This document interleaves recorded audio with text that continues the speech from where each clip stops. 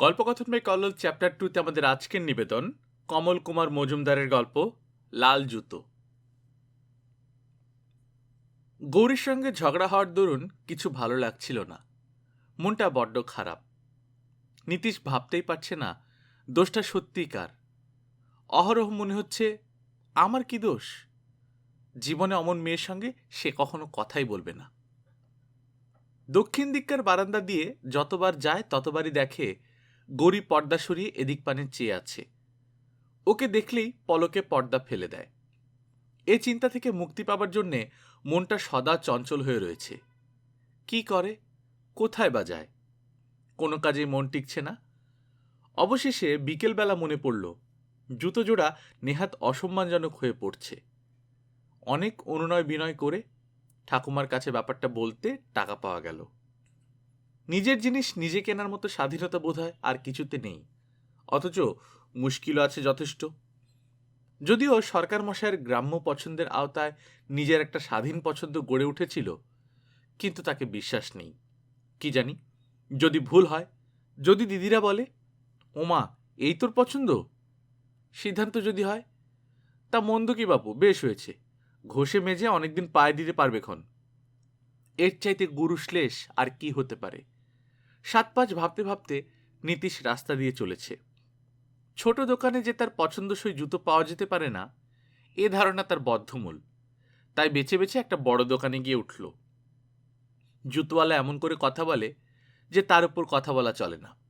মনে হয় যেন ও কথাগুলো নীতিশের। যে জুতো জোড়া পছন্দ হলো সেটা সোয়েড আর পেটেন্ট লেদারের কম্বিনেশন। ক্লাসের ছেলেরা হিংসে করে মারিয়ে দিতে পারে। গৌরীর মনে হতে পারে কেন ছেলে হয়ে জন্মালুম না। দাম 6 টাকা, ঠিক 5 টাকাই তার কাছে আছে। দর কষাকষি করতে লজ্জা হয়। পছন্দ হয়নি বলে অন্য দোকানে যে যাবে তারও জো নেই, কারণ শুধু তার জন্যে অতগুলো বাক্স নামিয়ে দেখিয়েছে। আজকাল তো সবকিছুই সস্তা, কিছু কম বললে দেয় না। ইচ্ছা আছে কিছু পয়সা যদি সম্ভব হয় তো বাঁচিয়ে একখানা মোটা খাতা কিনবে। গৌরীর হাতের লেখা ভালো, ভাব হলে তার উপর সে মুক্তোর মতো অক্ষরে বসিয়ে দেবে Nitish Ghosh, 2nd class, academy. লজ্জা কাটিয়ে বলে ফেললে 4.5 হয় না। জুতোওয়ালা বললে আপনার পায়ে চমৎকার মানিয়েছে, একবার দেখুন না আয়নায়, দরাদরি আমরা করি না। নীতিশ পেছন ফিরে আয়নার দিকে যেতে গিয়ে দেখে নিকট এক ভদ্রলোক বসে আছেন, যার বয়স সে আন্দাজ করতে পারে না, তবে তার দাদার মতো হবে, যাকে আমরা বলবো 28 হতে 30-এর মধ্যে। তার হাতে ছোট্ট ছোট্ট দুটি জুতো, কোমল লাল চামড়ার, দেখে ভারী ভালো লাগলো। জুতো জোড়া সেই নরম পায়ের যে পা দুখানি আদর করে স্নেহ ভরে বুকে নেওয়া যায়। সেই চরণ পবিত্র, সুকোমল, নিষ্কলুষ। সহসা যেমন দুর্বার দক্ষিণ হাওয়া আসে, তেমনি এলো অজানা মধুর আনন্দ ওই কিশোর নীতিশের বুকের মধ্যে। ছোট লাল জুতো দেখলে ওর যে বিপুল আনন্দ হতে পারে এ কথা ওর জানা ছিল না। জানতে পেরে আরও খুশি হলো। খুশিতে প্রাণ ছেয়ে গেল। ইচ্ছে হলো জুতো জোড়া হাতে করতে, ইচ্ছে হলো হাত বুলোতে। কোনো রকমে সে লজ্জা ভেঙে বললে, মশাই দেখি ওই রকম জুতো। কমাসের ছেলের জন্য চান? ভীষণ সমস্যা, কমাসের ছেলের জন্য চাইবে বলে 6-7, না না 8-10 মাস আন্দাজ। একটা ছোট্ট বাক্স, তার মধ্যে ঘুমন্ত দুটি জুতো, কি মধুর। নীতিশের চোখের সামনে সুন্দর দুটি মঙ্গলচরণ ভেসে উঠল। মনে হলো ও পা দুটি তার অনেক দিনের চেনা, অনেক স্বপ্নমাখা আনন্দ দিয়ে গড়া।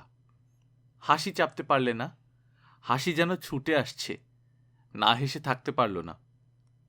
মনে করতে লাগলো কার পায়ের মতো, কার পা, কিছুতেই মনে আসছে না। টুটুল? না, টুটুল তো বেশ বড়। ইচ্ছে হলো জুতো জোড়া কিনে ফেলে। জিজ্ঞেস করলো, ওর দাম? 1 টাকা। নিজের টাকা দিয়ে কিনতে ইচ্ছে হলো, কিন্তু সাহস হলো না। কিন্তু উদ্বৃত্ত টাকাও যে তার কাছে এখন নেই। হয়তো কিছু সস্তায় হতে পারে। কি করা যায়? কি হবে কিনে, বলে বিদায় দেওয়া যায় না? যাক, টাকা পেলে কেনা যাবে। নিজের জুতো কেনাও হলো না, দরে পোষালো না বলে। যখন সে উঠতে যাচ্ছে তখন তার মনে হলো পেছন থেকে জুতো জোড়া তাকে টানছে, বিপুল তার টান, যেন ডাকছে। কি মোহিনী শক্তি! একবার মনে হলো কিনে ফেলে, কি আর বলবে, বড় জোর বকবে। তবু সাহস হলো না। চিরকাল সে ছোট ছেলে দেখতে পারে না, ছোট ছেলে তার দুচক্ষের বিষ। ভেবেই পেত না টুটুলকে কি করে বাড়ির লোকে সহ্য করে, কি করে লোকে ছোট ছেলেকে কোলে নেয়। নিজের ওই স্বভাবের কথা ভেবে লজ্জা হলো। তবু তবু ভালো লাগছিল। যতবার ভুলবার চেষ্টা করে ততবার ভেসে আসে সেই লাল জুতো। মধুর কল্পনা। পরিপূর্ণ দৃষ্টিতে সেই লাল জুতোর পানে দেখে সে আস্তে আস্তে দোকান থেকে বার হয়ে এলো। রাস্তা দিয়ে যেতে যেতে কত অসম্ভব কল্পনাই না তার মনে জাগছিল। তার মনে তখন পিতা হবার দুর্বার বাসনা। গৌরীর সঙ্গে যদি বিয়ে হয় তাহলে? বেশি ছেলে মেয়ে সে পছন্দ করে না। একটি মেয়ে, সুন্দর ফুটফুটে দেখতে, কচি কচি হাত পা। মনের মধ্যে অনুভব করল যেন একটা কচি কচি গন্ধ পেল। গৌরী সন্ধ্যাবেলায় প্রায় অন্ধকারে বারান্দায় বসে রূপোর ঝিনুকে করে তাকে দুধ খাওয়াবে। ঝিনুকটা রূপোর বাটিতে বাজিয়ে বাজিয়ে বলবে, আয় চাঁদ, আয় চাঁদ। কি মধুর। আকাশে তখন দেখা দেবে একটি তারা, আমায় বাবা বলে ডাকবে। শুনতে পেল ছোট দুটি বাহু মেলে আধো আধো গদগদভাবে ডাকছে, বাবা। হাতে দুটি সোনার বালা।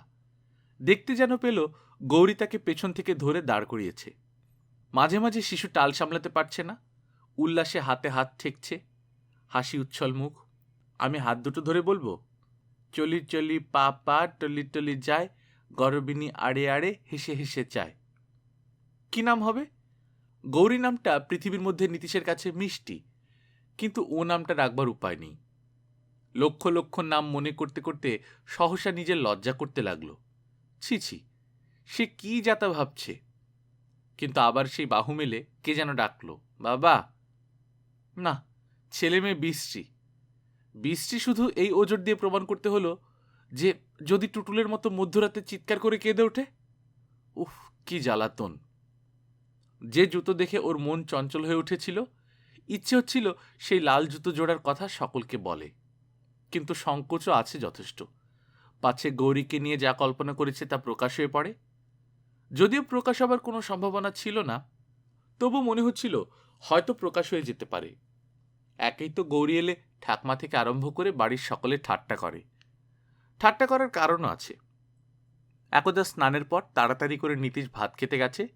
ঠাকুমা বললেন, নীতিশ, তোর পিঠময় যে জল, ভালো করে গাটাও মুছিস নি। পাশেই গৌরী দাঁড়িয়েছিল। সে অমনি আঁচল দিয়ে গাটা মুছিয়ে দিল পরম স্নেহে।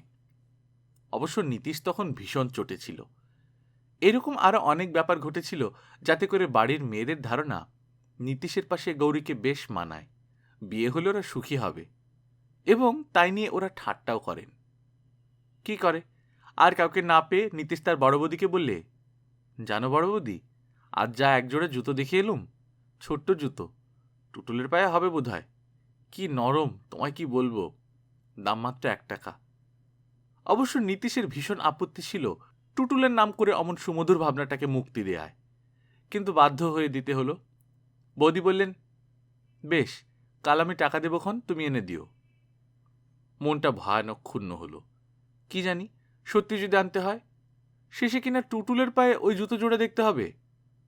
তবে আশা ছিল এইটুকু যে বৌদি বলার পরই সব কথা ভুলে যান। নীতিশ পড়ার ঘরে গিয়ে বসল। পড়ায় আজ তার কিছুতেই মন বসছিল না, সর্বদা ওই চিন্তা। তার কল্পনা অনুযায়ী একটি শিশুর মুখ দেখতে ভয়ানক ইচ্ছে হলো। এ বই সেই বই ঘাটে, কোথাও পায় না। যে শিশুকে সে ভেবেছে তার ছবি নেই। কোথায় কোথায়। হঠাৎ পাশের ঘর থেকে গৌরীর গলা পাওয়া গেল। অস্বাভাবিক কণ্ঠে সে কথা বলছে। প্রতিবার ঝগড়ার পর নীতিশ এই ব্যাপারটাকে লক্ষ্য করেছে। গৌরীকে সে বুঝতে পারে না। হয়তো গৌরী আসতে পারে এই ভেবে সে বইয়ের দিকে চেয়ে বসে রইল। উদ্দাম দুর্বার বাতাসে ত্রাসে কেঁপে উঠে যেমন দরজা জানলা, গৌরী প্রবেশ করতেই পড়ার ঘরখানা তেমনি কেঁপে উঠল। হাসতে হাসতে ওর কাঁধের উপর দিয়ে হাত দিয়ে বললে, লক্ষ্মীটি, আমার উপর রাগ করেছ? কথাটা কানে পৌঁছতেই রাগ কোথায় চলে গেল। রাগের কারণ আছে। গৌরী 4th ক্লাসে উঠে ভেবেছে যে সে মস্ত একটা কিছু হয়ে পড়েছে। অঙ্ক কি মানুষের ভুল হয় না? হলেই বা তাতে কি? প্রথমবার নয় পারেনি, দ্বিতীয়বার তো সে রাইট করেছে। না পারার দরুন গৌরী এমনভাবে হাসতে লাগলো এবং এমন মন্ত্রোচ্চারণ করলে যে অতি বড় শান্ত ভদ্রলোকেরও ধৈর্যচ্যুতি ঘটে। নীতিশের কথা তো বাদই দেয়া যাক। নীতিশের রাগ পড়েছিল, কিন্তু সে মুখ তুলে চাইতে পারছিল না। সেই কল্পনা তার মনের মধ্যে ঘুরছিল। রাগ করেছ? আচ্ছা, আর বলবো না, কখনো বলবো না। বাবা, বলিহারি রাগ তোমার। কই, আমি তো তোমার উপর রাগ করিনি। মানে, আমি কি তোমায় কিছু বলেছি যে রাগ করবে? গৌরীর এসব কথা শুনলে ভারী রাগ ধরে, কিছু বলাও যায় না। চুপ করে আছো যে? এই অঙ্কটা বুঝিয়ে দাও না ভাই। অঙ্ক টঙ্ক হবে না। লক্ষ্মীটি, তোমার দুটি পায়ে পড়ি। এতক্ষণ বাদে নীতিশ ওর দিকে চাইল। ওকে দেখে বিস্ময়ের অবধি রইল না। সেই শিশুর মুখ, যাকে সে দেখেছিল নিজের ভেতরে, অবিকল গৌরীর মতোই ফর্সা, ওই রকম সুন্দর চঞ্চল কালো চোখ। কি দেখছ? লজ্জা পেয়ে ওর অঙ্কটা করে দিলে। তারপর নানান গল্পের পর লাল জুতো জোড়ার কথা ওকে বলে বললে, কি চমৎকার, মনে হবে তোমার সত্যি যেন ছোট ছোট দুটো পা। ছোট্ট দুটি চরণ কল্পনা করে গৌরীর বুকও অজানা আনন্দে দুলে উঠল, যে আনন্দ দেখা দিয়েছিল নীতিশের মনে। গৌরী বললে, আচ্ছা, কাল তোমায় আমি পয়সা দেব, আমার টিফিনের পয়সা জমানো আছে, কেমন? নীতিশ ভদ্রতার খাতিরে বললে, তোমার পয়সা আমি নেব কেন? কথাটা গৌরীর প্রাণে বাজল। সে অঙ্কের খাতাটা নিয়ে বিলম্বিত গতিতে চলে গেল। নীতিশ অবাক হয়ে ওর দিকে চেয়ে রইল। দিন দুয়েক গেল পয়সা সংগ্রহে। এই দুদিনের মধ্যে গৌরী এ বাড়ি আর আসেনি। ঠাকুমা জিজ্ঞেস করলেন, নীতিশ, গৌরী আসে না কেন রে? আমি কি জানি। কথাটা ঘর থেকে শুনেই গৌরী তৎক্ষণাৎ গিয়ে জানালার পর্দা সরিয়ে দাঁড়ালো। ঠাকুমা বললেন, আসো না কেন? জ্বর। জ্বর কথাটা নীতিশকে মোটেই বিচলিত করল না। ও জানে ওটা একটা ফাঁকি ছাড়া আর কিছু নয়। টাকাটা নিয়ে বেরিয়ে পড়ল জুতো জোড়া আনতে। রাস্তা থেকে টাকাটা ভাঙিয়ে নিলে, কারণ হারিয়ে যাওয়া অসম্ভব নয়। প্রতি মোড়ে মোড়ে গুনে দেখতে লাগলো পয়সা ঠিক আছে কিনা। জুতোর দোকানে ঢুকিয়ে বলল, দিন তো মশাই সেই লাল জুতো, সেই যে সেদিন দেখে গিয়েছিলুম। দোকানদার এক জোড়া দেখালে। ও বলে, না না, এটা নয়, দেখুন তো ওই শেলফে। পাওয়া গেল সেই স্বপ্নময় জুতো। কি জানি কেন আরও ভালো লাগলো। ওর মধ্যে কি যেন লুকিয়ে আছে। চিত্তের মধ্যে একটি হিংস্র আনন্দ দেখা দিল। দর নিয়ে গোল বাঁধল না, একটি টাকা দিয়ে জুতো জোড়া কিনে নিলে। জুতোওয়ালা বললে, আবার আসবেন। মনে হলো বোধহয় ঠকিয়েছে। রাস্তা দিয়ে যেতে যেতে অনেকবার ইচ্ছে হলো বাক্সটা খুলে দেখে, কিন্তু পারল না। একবার মনে হলো, এ দিয়ে কি হবে, কার জন্যই বা কিনল? সে কি পাগল? মিথ্যে মিথ্যে টাকা তো নষ্ট হলো। ভেতর হতে কে যেন উত্তর দিল, কেন, টুটুলের পায়ে যদি হয়? টুটুলের কথা মনে হতেই একটু ভয় হলো। যদি তার পায়ে সত্যিই হয়, তাহলেই তো হয়েছে। আবার প্রশ্ন, কিন্তু কার জন্য সে কিনেছে? বেশ ভালো লাগলো বলে কিনেছি। ভালো লাগে বলে তো মানুষ অনেক কিছু করে, বাজি পোড়ায়, গঙ্গায় গয়না ফেলে। এ তবু একজোড়া জুতো পাওয়া গেল তো। বাজে খরচ হয়নি, বেশ করেছে, 100 বার কিনবে। সহসা জিও ভাই দাঁতের চাপ লাগতে মনে পড়ল, কেউ যদি মনে করে তাহলে জিভ কাটে। কে মনে করতে পারে? গৌরী। আজ গৌরীকে ডেকে দেখতে হবে। বাড়িতে পৌঁছে সকলকে মূল্যবান জিনিসটা দেখাতে ইচ্ছে করছিল, কিন্তু সাহস হলো না। যদি ঠাট্টা করে। প্রথমত সে নিজেই ঠিক করতে পারছে না কার জন্য কিনলো, কেন কিনলো। টুটুল বারান্দায় তখন খেলা করছিল। তার পায়ের মাপটা নিয়ে জুতোটা মেপে দেখল। টুটুলের পা কিঞ্চিত বড়, কিন্তু ওর মনে হলো অসম্ভব বড়।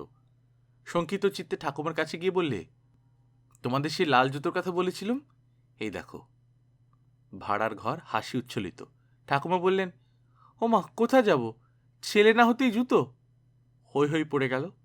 নীতিশের মুখ লজ্জায় লাল হয়ে উঠল। বলে, আমি টুটুলের জন্য এনেছিলুম। কে শোনে কার কথা? বুঝতে না পেরে পড়ার ঘরে গিয়ে আলোটা জ্বেলে বসল। সামনে জুতো জোড়া, প্রাণ ভরে দেখতে লাগলো। এ দেখা যেন নিজেকে দেখা। ভাবলে, গৌরীকে কি করে ডাকা যায়। গৌরী গোলমাল শুনে জানলা এসে দাঁড়িয়ে দেখছিল। ব্যাপারটা কি সে বুঝতে পারেনি? মনে হচ্ছিল নীতিশ কেন একবার ডাকে না। সহসা চিরপরিচিত ইশারায় না থাকতে পেরে নেমে এলো। আসতেই নীতিশ বললে, তোমার একটা জিনিস দেখাবো, দাঁড়াও। গৌরী উদ্গ্রীব হয়ে ওর দিকে চাইল। নীতিশের শার্ট বোতামহীন দেখে বললে, তোমার গলায় বোতাম নেই, দেব? দাও। গৌরীর চুড়িতে সেফটি পিন ছিল না, শুধু একটি ছিল ব্লাউজে, বোতামের পরিবর্তে। না, না ভেবেই সেটা দিয়ে বুঝলো ব্লাউজ খোলা। বললে, দাও ওটা, তোমায় এনে দিচ্ছে একটা। থাক। থাক কেন, এনে দিই না, কাতর কণ্ঠে বললে। থাক বলে হাসি মুখে সে জুতোর বাক্সটা খুলে গৌরীর মুখের দিকে তাকিয়ে দেখলে তার মুখ আনন্দে উৎফুল্ল। সুনিবিড় প্রেমে কালো চোখ দুটো সপ্তময় হয়ে এলো। গৌরী জুতো জোড়া দেখে কেঁপে উঠল। তার দেহে বসন্ত মধুর শিহরণ খেলে গেল। মনে হলো এ তারই শিশুর জুতো। অস্পষ্টভাবে বলল, আহ। তার দেহ আনন্দে শিথিল হয়ে আসছিল, যেন কোনো রমণীয় সুখ অনুভব করে।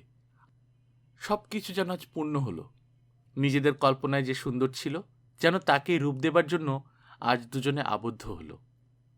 নীতিশ বিস্ময় ভরে ভাবছিল, এ কি? পাশের বাড়িতে তখন সেতারে চলছিল তিলক কামদের জোড়। তারই ঘন ঝঙ্কার ভেসে আসছিল। ওই সঙ্গীত এবং এই জীবনের মহাসঙ্গীত তাদের দুজনকে আড়াল করে রাখলে হিংস্র বাস্তবের রাজ্য থেকে। যে কথা অগোচরে অন্তরের মধ্যে ছিল, সে আজ দুলে দুলে উথলে উঠল। বহু জনমের সঞ্চিত মাতৃস্নেহ, মাতৃত্ব দেখতে পেল সুন্দর অনাগত শিশু, যে ছিল তার কল্পনায়। অঙ্গটি তার মাতৃস্নেহের মাধুর্য দিয়ে গড়া। অঙ্গটি তার মাতৃস্নেহের মাধুর্য দিয়ে গড়া, যাকে দেখতে অবিকল নীতিশের মতো। তার আত্মা যেন শিশুর তনুতে তনু নিল। ইচ্ছে করল বুকে জড়িয়ে ধরে আদর করতে, বুকে জড়িয়ে ধরে বেদনা মাখা গভীর দীর্ঘ নিঃশ্বাস ছাড়তে। জুতো দুটোয় আস্তে আস্তে হাত বুলোতে বুলোতে সহসা গভীরভাবে চেপে ধরল। তারপর বুকের মধ্যে নিয়ে যত জোরে পারে তত জোরে চেপে সুগভীর নিঃশ্বাস নিলে। মনে হলো যেন তার স্বাদ মিটেছে। ভগ্নস্বরে কণ্ঠ হতে বেরিয়ে এলো, আহ। আনন্দে বিস্ফারিত আঁখি যুগল নিজেকে যেন অনুভব করল। আজ শান্ত হলো তার লক্ষ বাসনা, লক্ষ বেদনা, লক্ষ স্বপ্ন মূর্তি পেল। বিশ্বগত অপূর্ণতা তারা এই তরুণ বয়সেই উপলব্ধি করলে। পূর্ণতার সম্ভাবনায় দুজনেই মহা আনন্দ মদে মত্ত হয়ে উঠল। গৌরীর হৃদয়ের ভেতর দিয়ে ওই লাল জুতো পরে নীতিশ টলমল করে চলল, আর গৌরী চলতে শুরু করলে নীতিশের হৃদয়ের মধ্য দিয়ে পথ করে। আচম্বিতে সশব্দে জুতো জোড়াকে চুম্বন করল। তারপর নীতিশের দিকে চেয়ে ঈষৎ লজ্জায় রক্তিম হয়ে জিজ্ঞেস করলে, কার জন্য গো? মৃদু হেসে বললে, তোমার জন্যে। বারে, তুমি জানো কি, অতটুকু জুতো আমার পায়ে কখনো হয়? কার লক্ষ্মীটি, বলো না, তোমার বুঝি? ধ্যাত, আমার হতে যাবে কেন? তবে কার? চোখের তারা নেচে উঠল। তোমার পুতুলের। ওমা, তা হতে যাবে কেন? তুমি এনেছো, নিশ্চয়ই তোমার ছেলের। আচ্ছা বেশ, দুজনের। হ্যাঁ, অসভ্য বলে গ্রীবাটাকে পাশের দিকে ফিরিয়ে নিজের মধুর লজ্জাটা অনুভব করলে। লাল জুতো জোড়া তখনও তার কোলে, যেন মাতৃমূর্তি। গল্পকথন বাই কল্লোল চ্যাপ্টার 2 আপনারা শুনছিলেন কমল কুমার মজুমদারের গল্প লাল জুতো। আমরা নিয়মিত গল্প পাঠ করে শোনাচ্ছি। আপনারা যারা প্রথমবার মতো শুনছেন, কাইন্ডলি সাবস্ক্রাইব করে নেবেন। গল্প পাঠ ভালো লাগলে বন্ধুদের সাথে শেয়ার করবেন। নিজে ভালো থাকবেন, আশেপাশের লোকজনকে ভালো রাখবেন। টাটা।